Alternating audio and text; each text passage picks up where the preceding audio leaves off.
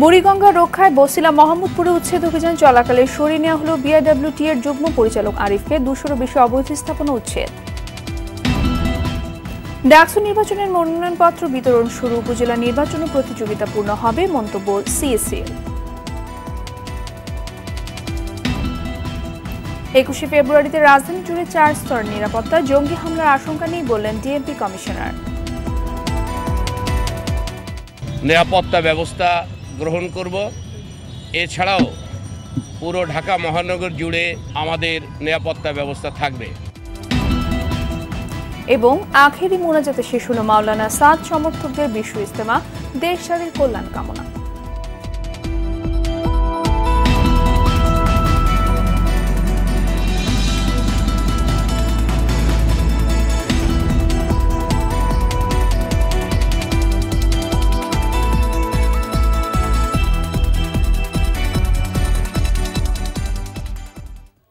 আসসালামু আলাইকুম, স্বাগত জানাচ্ছি আরটিভির সন্ধ্যার সংবাদে। শুনছিলেন মার্কেন্টাইল ব্যাংক সংবাদ শিরোনাম। পুরো সংবাদে আপনাদের সঙ্গে আছি আমি সাদিয়া রেজওয়ানা এবং আমি ফারজানা তানি।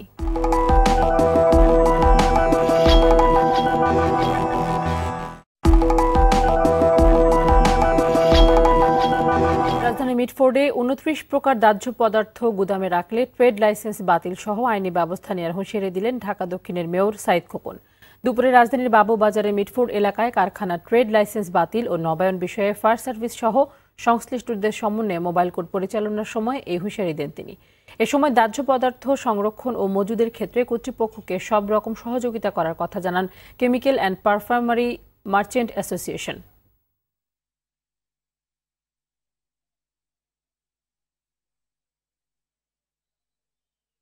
হলো এই ধরনের হ্যাজার্ডিয়াস ম্যাটেরিয়ালসে 3টা পর্যায়ে রাখতে হয়। একটা হলো separation, number 2 segregation, number 3 isolation. সার্বিক দিক বিবেচনা করে আসলে এই ধরনের হ্যাজার্ডিয়াস ম্যাটেরিয়ালস যে কেমিক্যাল এগুলা এখানে গোডাউন না রাখাই বেস্ট। এবং আমরা ব্যবসায়ীরাদেরকে এই বিষয়ে সতর্কবার্তা দিয়েছি, ব্যবসায়ীকে সতর্ক রাখতেছি এবং সর্বক্ষণিক আমরা আমাদের ব্যবসায়ী অ্যাসোসিয়েশন তরফে মনিটরিং টিম গঠন করব যাতে এই পণ্যগুলা তারা এই অত্র এলাকায় মজুদ করতে না পারে। এর জন্য অত্যন্ত ঝুঁকিপূর্ণ।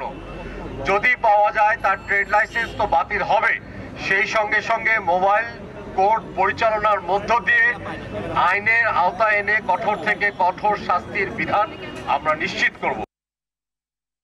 দেশের সব বেসরকারি ক্লিনিক, হাসপাতাল, ল্যাবরেটরি ও ডায়াগনস্টিক সেন্টারের স্বাস্থ্য পরীক্ষার মূল্য তালিকা নির্ধারণ করে তা প্রদর্শনের বিষয়ে অগ্রগতি প্রতিবেদন দাখিল করতে নির্দেশ দিয়েছেন হাইকোর্ট।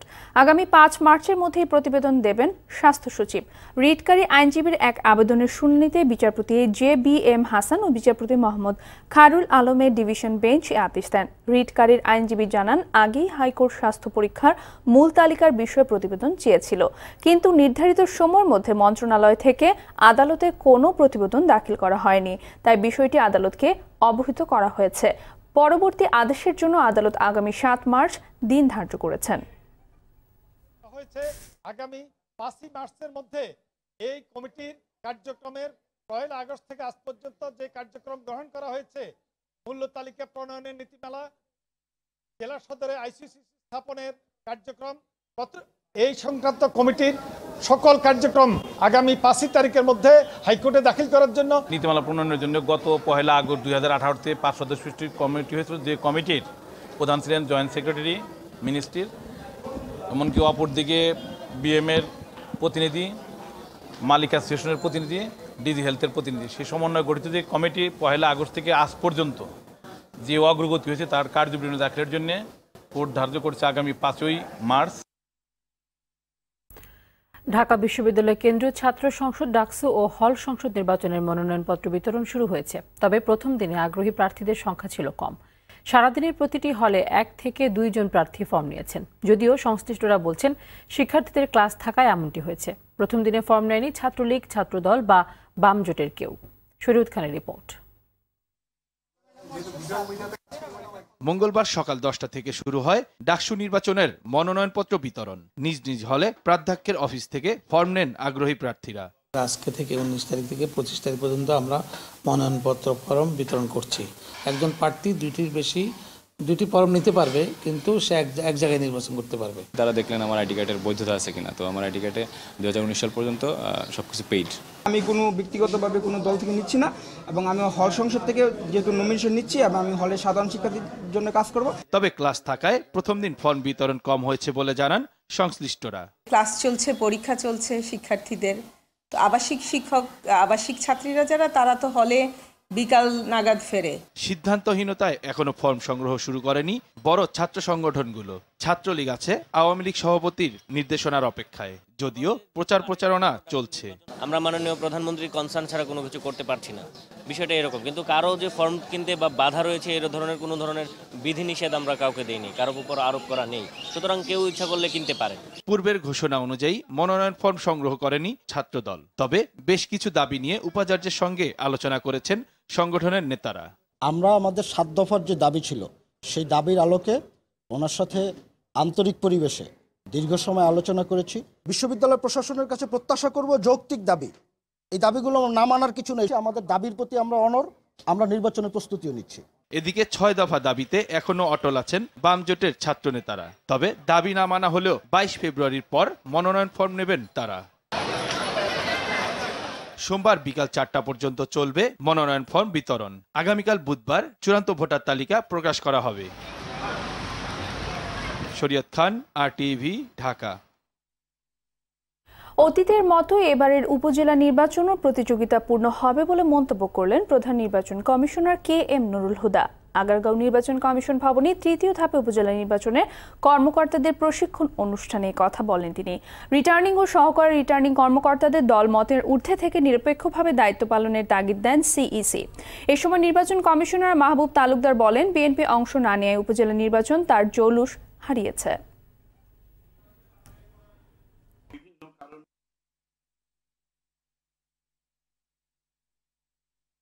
নির্বাচন প্রতিযোগিতামূলক হবে। এদেশে স্থানীয় সরকার নির্বাচন এত বছর ধরে সারা জীবন ব্যাপী যেরকম প্রতিযোগিতামূলক হয়েছে, এবছর কিন্তু তেমনিভাবে প্রতিযোগিতামূলক হবে, তেমনিভাবে অংশগ্রহণমূলক হবে, এবং তেমনিভাবে সেরকম গুরুত্ব বহন করবে। যদি সেরকম কোনো সাংঘর্ষিক অবস্থা আপনাদের সামনে পড়ে, আপনারা ব্যক্তিগত উদ্যোগ নিয়েও সেগুলো মীমাংসা করার চেষ্টা করবেন, যাতে এই জাতীয় নির্বাচনকে কেন্দ্র করে কোনো রকম প্রাণহানি না ঘটে কখনো। প্রায় 7 বছর ভিসা বন্ধ থাকার পর সংযুক্ত আরব আমিরাতে উন্মুক্ত হতে যাচ্ছে বাংলাদেশি শ্রমবাজার। আনুষ্ঠানিক কিছু প্রক্রিয়া শেষ হলেই শ্রমবাজার উন্মুক্ত হবে। সোমবার স্থানীয় সময় বিকেলে প্রধানমন্ত্রী শেখ হাসিনার সঙ্গে সংযুক্ত আরব আমিরাতের ক্রাউন প্রিন্স ও প্রধানমন্ত্রী শেখ মোহাম্মদ বিন রাশেদ আল মাকতুমের দ্বিপাক্ষিক বৈঠক শেষে এসব জানান পররাষ্ট্রমন্ত্রী doctor AK Abdul Momen. Abu Dhabi national exhibition সেন্টারে আয়োজিত বৈঠকে যোগ দেন আমিরাতের স্বরাষ্ট্রমন্ত্রী সাইফ বিন জায়েদ ও প্রবাসী কল্যাণ প্রতিমন্ত্রী ইমরান আহমেদ। উপস্থিত ছিলেন প্রধানমন্ত্রীর কন্যা সাইমা ওয়াজেদ পুতুল।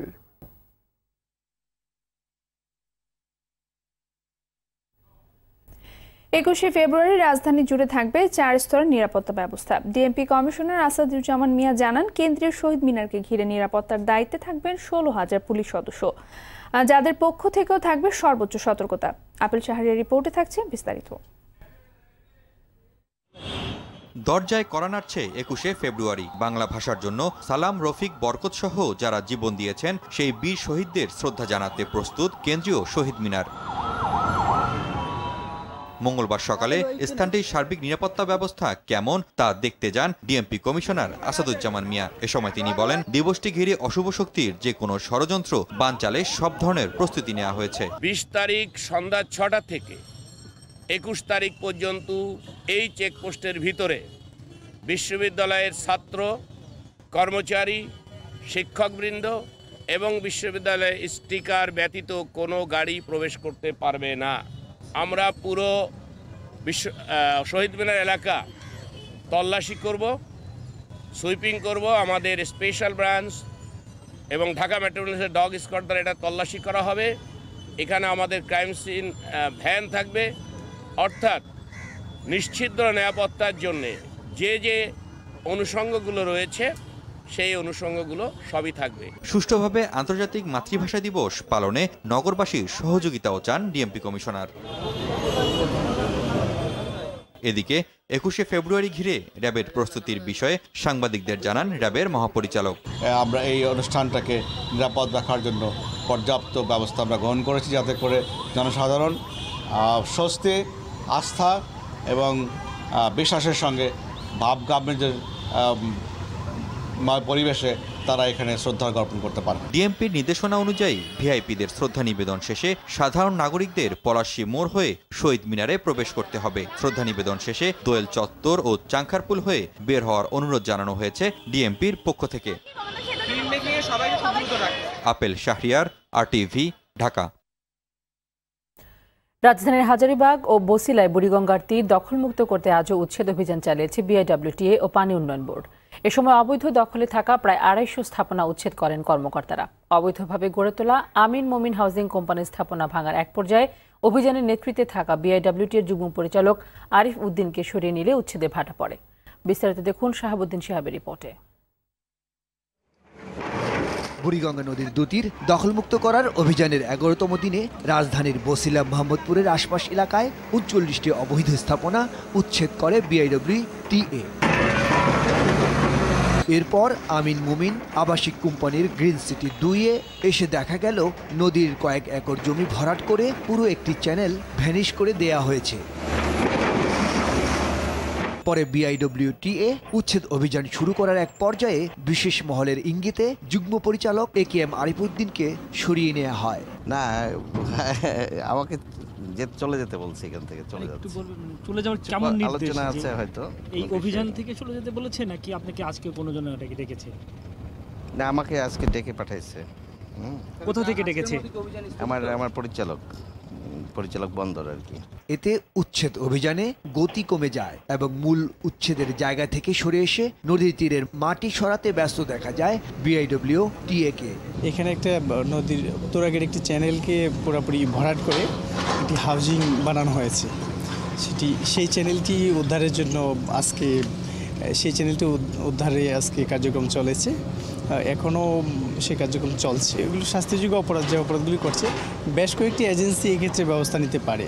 মানে নৌপরিবহন মন্ত্রণালয় ব্যতীতও জেলা প্রশাসন সহ বেশ কয়েকটি এজেন্সি আছে যারা চাইলে এই যে বিষয়গুলির বিরুদ্ধে আইনানুগ ব্যবস্থার দিকে যেতে পারে। এ সময় একজনকে গ্রেপ্তারও করা হয়। আমার ভাবে সরকারি কর্মকর্তা এখনো কর্মচারী দাঁড়ান। অন্যদিকে চতুর্থ দিনের অভিযানে হাজারীবাগের বেড়িবাঁধের বিভিন্ন জায়গায় 3টি ভেকুর মাধ্যমে 203টি অবৈধ স্থাপনা উচ্ছেদ করে বাংলাদেশ পানি উন্নয়ন বোর্ড। তবে নদী ও বেড়িবাঁধ রক্ষায় সব ধরনের প্রভাবমুক্ত হয়ে কাজ করার দাবি জানান স্থানীয়রা। লেক আকারে করে যদি এটাকে একটা মডার্নাইজ করতে পারে, সরকার মডার্ন একটা শহর হিসেবে যদি উপহার দেয়, সেটা আমাদের জন্য অনেক বেটার। আমি যদি ভেঙে চলে গেলাম, তারপর আমি আর কিছু করলাম না, তখন কিন্তু পুনরায় আবার দখল হয়ে যাচ্ছে। কথা ও কাজে জিরো টলারেন্স বজায় রাখবে কর্তৃপক্ষ, এমন প্রত্যাশা সবার। শাহাবুদ্দিন শিহাব, RTV, ঢাকা। এদিকে মুন্সিগঞ্জ শহরের ইদ্রাকপুর এলাকায় 26টি অবৈধ স্থাপনা উচ্ছেদ করেছে জেলা প্রশাসন। মঙ্গলবার সকাল 10:30 থেকে 12:30 পর্যন্ত সহকারী কমিশনার ও নির্বাহী ম্যাজিস্ট্রেট মোহাম্মদ মাহমুদুর রহমান খন্দকারের নেতৃত্বে এই অভিযান চালানো হয়। প্রশাসন জানায়, দীর্ঘদিন ধরেই সরকারি জায়গার উপর অবৈধ স্থাপনা নির্মাণ করে সেখানে বসবাস ও ব্যবসা করে আসছিলেন 26 জন ব্যক্তি। 2019 সালের 20 জানুয়ারি অবৈধ স্থাপনা থেকে সরে যেতে জেলা প্রশাসন তাদের নোটিশ দেয়। তারপরও তারা অবৈধ স্থাপনায় বসবাস সহ ব্যবসা প্রতিষ্ঠান খুলে বসেছিল। গত 20/1/2019 তারিখে 7 দিনের সময় ছিল। আজ প্রায় 1 মাস হয়ে গেছে। আজ আমরা এসেছি এখান থেকে তাদেরকে অবৈধভাবে যারা দখল করেছে তাদেরকে সরিয়ে দিতে। দেশজাতির কল্যাণ, দুনিয়া ও পরকালের শান্তি কামনায় আখেরি মোনাজাতের মধ্য দিয়ে শেষ হলো এবারের বিশ্ব ইজতেমা। দুপুরে টঙ্গীর তুরাগ তীরে দোয়ায় অংশ নেন মাওলানা সাদ সমর্থক লাখো মুসল্লি। মোনাজাত পরিচালনা করেন দিল্লির মাওলানা শামীম আহমেদ। আরও জানাচ্ছেন সোহেল রানা। ভোর থেকেই দূর দূরান্তের মানুষ আসতে থাকেন গাজীপুরের টঙ্গীর ইজতেমা ময়দানে। যানবাহন না পেয়ে অনেকে আসেন পায়ে হেঁটে। লক্ষ্য একটাই, বিশ্ব ইজতেমার আখিরি মোনাজাতে অংশ নেয়া। মোনাজাত শুরুর আগেই কানাকানায় পূর্ণ ইজতেমা ময়দান।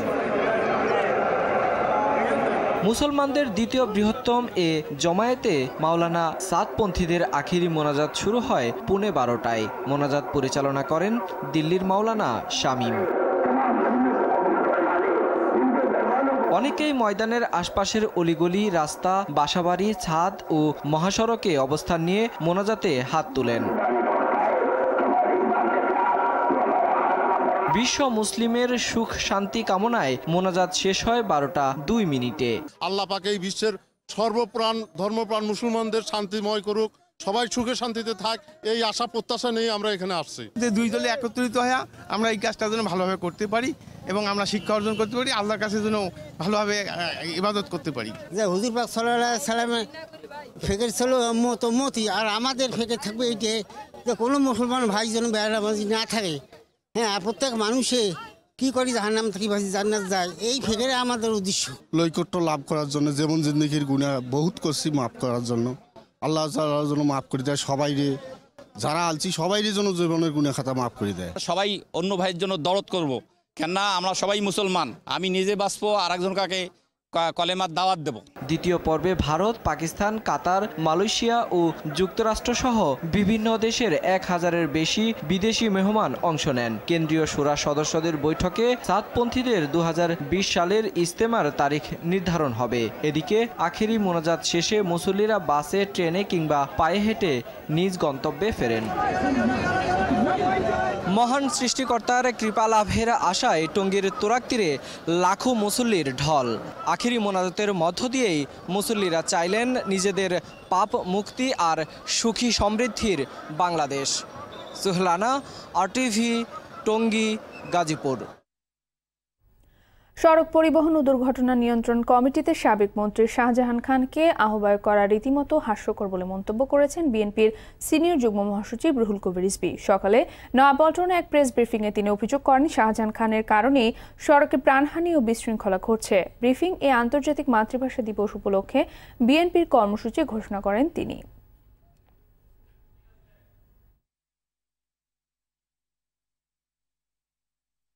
যখনই সড়কের অব্যবস্থাপনা ও বিশৃঙ্খলা নিয়ে আন্দোলন হয়েছে তখনই এই শাহজাহান খানরাই বাধার সৃষ্টি করেছে। মূলত সড়কে দুর্ঘটনা ও প্রাণহানির জন্য এই নেতাই অনেকাংশে দায়ী। কাজেই তাকে আহ্বায়ক করে সড়কে শৃঙ্খলা ফিরিয়ে আনার নামে যে কমিটি গঠিত হয়েছে তা জাতির সঙ্গে তামাশা মাত্র। অন্যান্য দেশের তুলনায় বাংলাদেশের গণমাধ্যম বেশি স্বাধীনতা ভোগ করে বলে দাবি করলেন তথ্যমন্ত্রী ডক্টর হাসান মাহমুদ। দুপুরে সচিবালয়ে মন্ত্রণালয়ের সভাকক্ষে সার্কভুক্ত দেশগুলোর প্রেস কাউন্সিল প্রধানদের সঙ্গে মত বিনিময়কালে একথা বলেন মন্ত্রী। বলেন, যুক্তরাজ্যের মতো দেশেও ভুল সংবাদের জন্য জরিমানা গুনতে হয়। সঠিক সংবাদ না দেয় বিবিসির প্রধান নির্বাহীকে পদত্যাগ করতে হয়। তবে এদেশে এমন পরিস্থিতি এখনো হয়নি জানিয়ে মন্ত্রী গণমাধ্যমের স্বাধীনতার পাশাপাশি দায়িত্বশীলতার উপর জোর দেন। বাংলাদেশে প্রেস আমি মনে করি অনেক দেশের তুলনায় অনেক বেশি ফ্রিডম ভোগ করে। আমরা প্রেসের ফ্রিডমকে ইউকের পর্যায়ে নিয়ে যেতে চাই।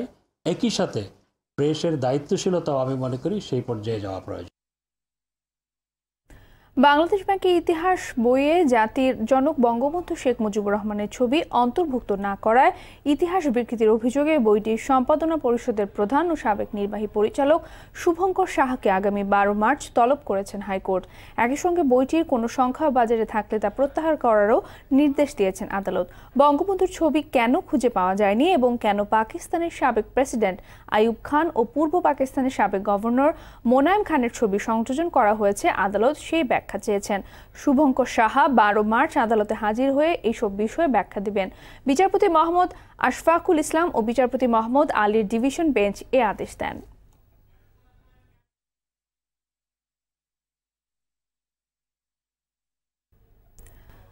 আগামীকাল বসবে পদ্মা সেতুর 7ম স্প্যান। সবকিছু ঠিকঠাক থাকলে জাজিরা প্রান্তে সেতুর 35 ও 36 নম্বর পিলারের উপর বসবে স্প্যানটি। সেতু কর্তৃপক্ষ জানিয়েছে স্প্যানটি বসলে জাজিরা প্রান্তে সেতুর 1050 মিটার দৃশ্যমান হবে। সেতু প্রকল্পের নির্বাহী প্রকৌশলী দেওয়ান আব্দুল কাদের জানান, সকালে মুন্সিগঞ্জের মাওয়া প্রান্ত থেকে 7ম স্প্যানটি নিয়ে উচ্চ ক্ষমতা সম্পন্ন ভাসমান ক্রেন টি9ই জাজিরা প্রান্তের উদ্দেশ্যে রওনা হয়। বুধবার সকাল নাগাদ এটি পৌঁছে যাবে। এরপর 35 ও 36 নম্বর পিলারের উপর স্প্যানটি বসানো হবে। মাওয়া কনস্ট্রাকশন ইয়ার্ডে বর্তমানে 12টি স্প্যান মজুদ রয়েছে।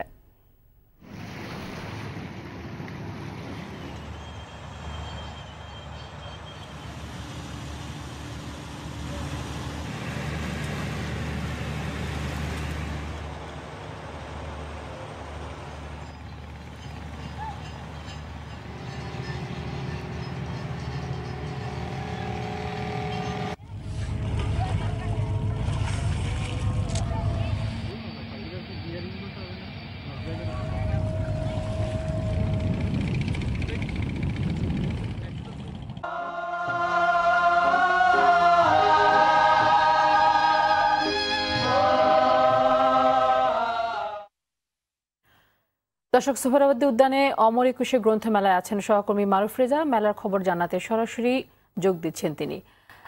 মারুফ, এবারে মেলায় এখন পর্যন্ত ভাষার বই কয়টি এসেছে এবং এই ভাষার বইগুলো কিনতে নতুন প্রজন্মের মধ্যে আগ্রহ কেমন দেখা যাচ্ছে?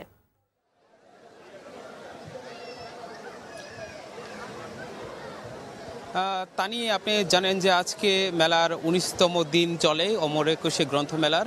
সেই হিসেবে আর মাত্র কয়েকটা দিন বাকি হাতে গোনে, এবং শেষ মুহূর্তে কিন্তু মানুষের সমাগম কিন্তু বেড়েই চলেছে। আজকেও জানেন যে সারাদিন কর্মব্যস্ত দিন, সবাই কাজে নিয়ে ব্যস্ত থাকে, স্কুল কলেজে ব্যস্ত থাকে, এবং ব্যস্ত শেষে দিন শেষে সন্ধ্যার দিকেই এই গ্রন্থমেলাটাই হয়ে ওঠে এখন ঢাকার একটা মিলন মেলা। সব মানুষের, সব বন্ধুরা এখানে আসেন এবং এখানে যারা পছন্দের লেখকের বই কিনতে আসেন, তেমনি যারা তেমন কোনো পরিকল্পনা নিয়ে আসেনি তারা কিন্তু পছন্দের লেখকের বই এখানে এসে খুঁজে খুঁজে বের করে তারা কিনছেন। এবং তা নিয়ে শুধুমাত্র বই কেনা বেচা এটা আমি কিন্তু না, এর বাইরেও আমি দেখেছি যে বিভিন্ন বয়সী বন্ধুরা তারা কিন্তু এসে আড্ডা দিচ্ছেন।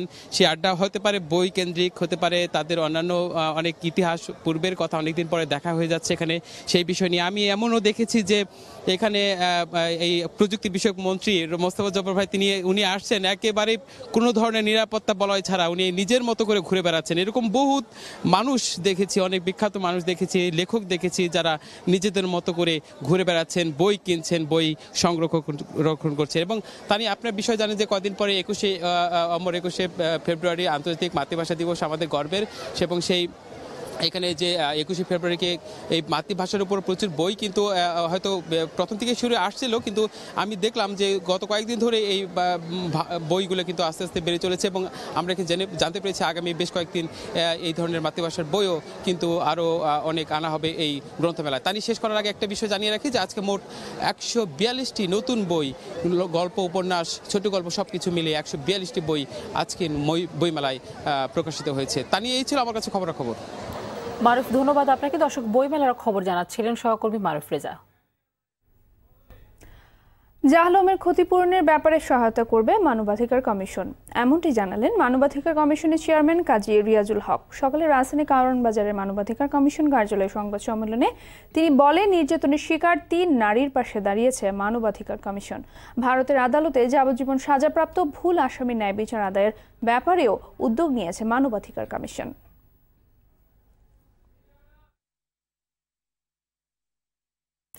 বরিশালের শেরেবাংলা মেডিকেল কলেজ হাসপাতালের ময়লার স্তূপে 31টি মানব ভ্রূণ উদ্ধারের ঘটনায় 3 সদস্যের তদন্ত কমিটি গঠন করা হয়েছে। মঙ্গলবার সার্জারি বিভাগের প্রধান অধ্যাপক ডাক্তার জাহিরুল হক মানিককে প্রধান করে 3 সদস্যের তদন্ত কমিটি গঠন করা হয়। এছাড়া হাসপাতালের গাইনি বিভাগের প্রধান সহযোগী অধ্যাপক ডাক্তার খুরশিদ জাহান বেগম এবং ওয়ার্ডের নার্স ইনচার্জ জোস্না আক্তারকে সাময়িক বরখাস্ত করার সুপারিশ স্বাস্থ্য মন্ত্রণালয়ে পাঠানো হয়েছে। এদিকে এই ঘটনায় বরিশাল কোতোয়ালি মডেল থানায় সাধারণ ডায়েরি করেছেন হাসপাতালের পরিচ্ছন্ন কর্মী মোহাম্মদ মিজান।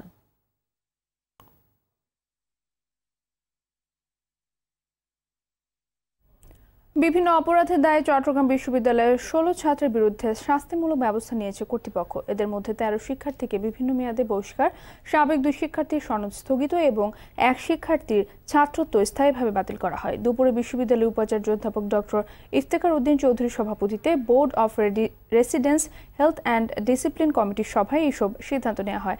ছাত্রত্ব বাতিল করা হয় মাইন নেওয়াজ নামের 1 শিক্ষার্থীর। হাসানুজ্জামান, মিজানুর রহমান, সৈয়দ ফাহিম মোশাররফ হোসেন ও সাব্বির হোসেনকে 1 বছরের জন্য বহিষ্কার, আর জামশেদুল কবির ও আনোয়ার হোসেন নামের 2 শিক্ষার্থীর সনদ স্থগিত করা হয়। বাকিদের বহিষ্কার করা হয় 6 মাসের জন্য। খাগড়াছড়ির খবংপুরিয়া গ্রামে গ্যাস সিলিন্ডার বিস্ফোরণে 7 জন দগ্ধ হয়েছেন। এর মধ্যে 4 জনকে গুরুতর অবস্থায় চট্টগ্রাম মেডিকেলে পাঠানো হয়েছে। মঙ্গলবার ভোর 4:30টার দিকে এই দুর্ঘটনা ঘটে। জেলা সদরের খবংপুরিয়া গ্রামের ইয়ংস্টার ক্লাবের সামনে ভাড়া দোকানে আকস্মিক এই বিস্ফোরণ ঘটে। এতে পাশের মুদি দোকানে ঘুমিয়ে থাকা স্বামী স্ত্রী সহ 7 জন দগ্ধ হন। অন্যদিকে ঝিনাইদহের কালীগঞ্জের মোবারকগঞ্জ রেল স্টেশনে বস্তিতে আগুন লেগে 15টি ঘরবাড়ি পুড়ে গেছে। গেল রাতে এই দুর্ঘটনা ঘটে। বস্তির কয়েকটি ঘরে পুরনো টায়ার থাকায় আগুন দ্রুত ছড়িয়ে পড়ে। পরে ফায়ার সার্ভিসের 4টি ইউনিট 1.5 ঘন্টার চেষ্টায় আগুন নিয়ন্ত্রণে আনে।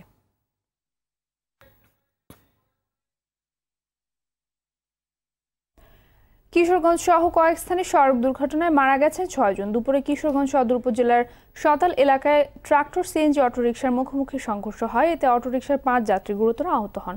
হাসপাতালে নেওয়ার পর তাদের দুজনকে মৃত ঘোষণা করেন চিকিৎসক। নিহতরা হলেন মিঠামইন উপজেলার চারিক গ্রামের মোহাম্মদ মুক্তাদির ও মোহাম্মদ রাজিব মিয়া। কিশোরগঞ্জ আদালতে এক মামলায় সাক্ষ্য দিয়ে বাড়ি ফিরছিলেন তারা। অপরদিকে যশোর শহরের মনিহার মোড়ে ট্রাক চাপায় মারা গেছেন সাহেব আলী নামের এক ব্যবসায়ী। সিরাজগঞ্জ সদর, ব্রাহ্মণবাড়িয়ার বিজয়নগর ও চাঁপাইনবাবগঞ্জের শিবগঞ্জের সড়ক দুর্ঘটনায় একজন করে নিহত হন।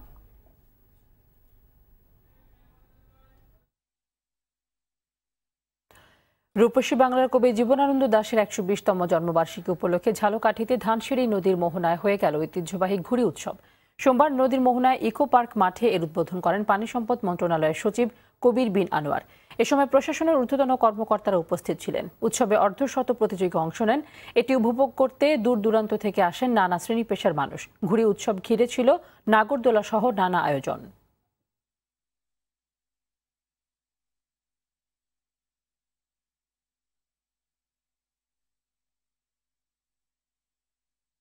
ঢাকা উত্তর সিটি কর্পোরেশনের অবৈধ দখলদারদের বিরুদ্ধে কঠোর হুঁশিয়ারি দিলেন আওয়ামী লীগের মেয়র প্রার্থী আতিকুল ইসলাম। বললেন, নির্বাচিত হলে চলমান অবৈধ দখল উচ্ছেদের ধারাবাহিকতায় সব অবৈধ স্থাপনা উচ্ছেদ করা হবে।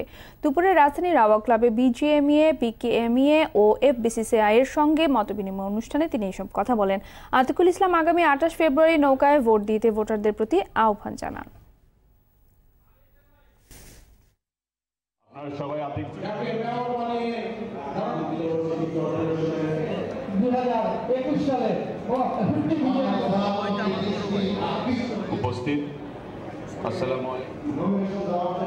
ঢাকাবাসী চায় আমাদেরকে সুন্দর একটি খেলার মাঠ দিন।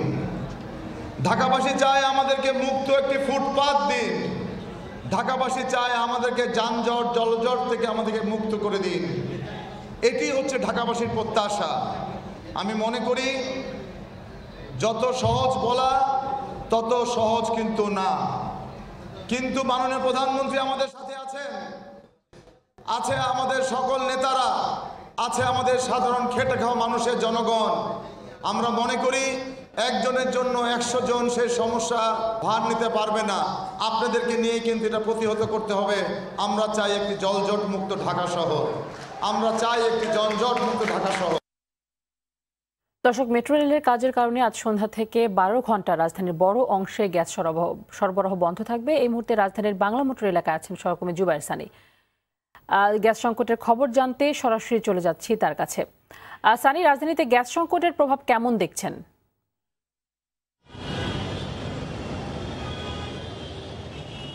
তানি যেমনটি বলছিলেন যে মেট্রো রেলের কাজের জন্য মিরপুর থেকে শাহবাগ পর্যন্ত আজ বিভিন্ন জায়গায় কিন্তু তিতাসের যে গ্যাসের লাইনটি রয়েছে সেগুলো সরানো হবে এবং সে কারণে রাজধানীর বিভিন্ন এলাকায় গ্যাস সরবরাহ বন্ধ থাকবে সন্ধ্যা 6টা থেকে আগামীকাল ভোর 6টা পর্যন্ত। এবং আমি যদি আপনাকে একটু দেখাই যে মেট্রো রেলের কাজের জন্য কিন্তু যে তিতাসের গ্যাসের লাইনগুলো রয়েছে সেগুলো কিন্তু আসলে সরানোর কাজ চলছে এবং রাজধানীর যে এলাকাগুলোতে গ্যাস সরবরাহ বন্ধ থাকার কথা আমাদেরকে তিতাসের পক্ষ থেকে জানানো হয়েছে সেগুলো হচ্ছে মিরপুর, শ্যামলী, মণিপুরিপাড়া, আগারগাঁও, মোহাম্মদপুর, ধানমন্ডি, জাতীয় সংসদ ভবন, গণভবন, বঙ্গভবন, কলাবাগান, হাজারীবাগ, ঢাকা বিশ্ববিদ্যালয়, বুয়েট, শাহবাগ, গ্রিন রোড, পুরান ঢাকা, গোপীবাগ, স্বামীবাগ সহ খিলগাঁও, বাসাবো, হাতিরঝিল, কমলাপুর, মোটামুটি রাজধানীর কিন্তু প্রায় অর্ধেকের বেশি এলাকায় আজ গ্যাস সরবরাহ বন্ধ থাকছে।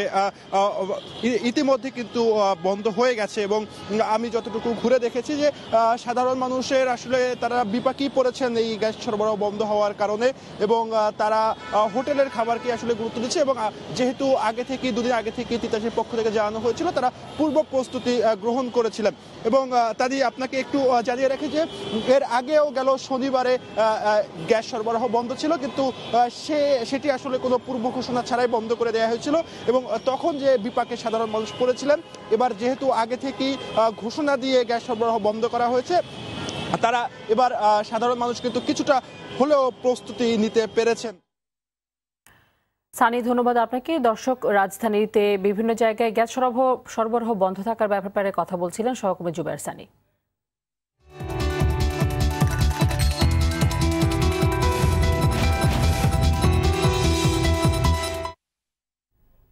মধুমতি ব্যাংক বাণিজ্য সংবাদ।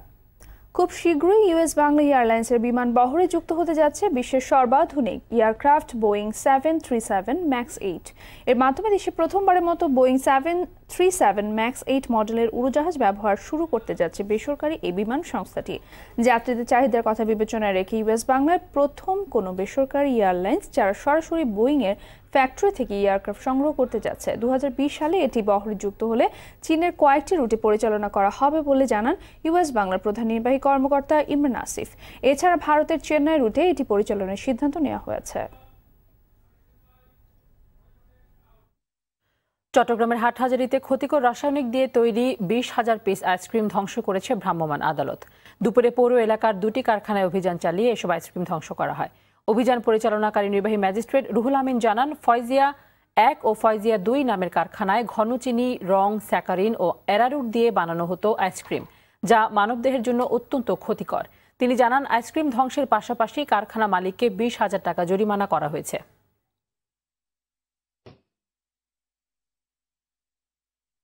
সন্ধ্যা সংবাদ শেষ করার আগে মার্কেন্টাইল ব্যাংক শিরোনামগুলো জানিয়ে দিচ্ছি আরও একবার।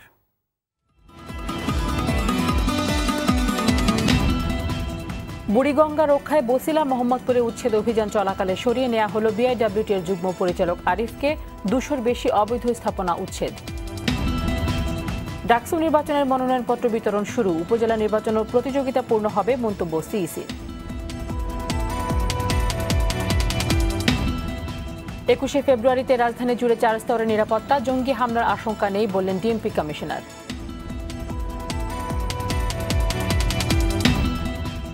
এবং আখেরি মোনাজাতে শেষ হলো মাওলানা সাদ সমর্থকদের বিশ্ব ইজতেমা, দেশ জাতির কল্যাণ কামনা।